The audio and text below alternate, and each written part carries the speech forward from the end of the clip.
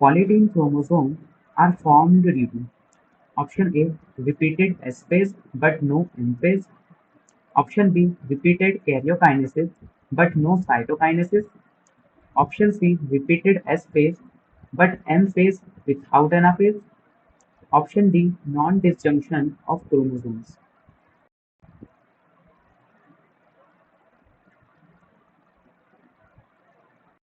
So the correct answer would be option A. In the formation of polytene chromosome, the DNA undergoes the multiple round of the replication or the S phase without the M phase. This results in many identical sister chromatids aligning side by side, forming a thick and visible banding patterns.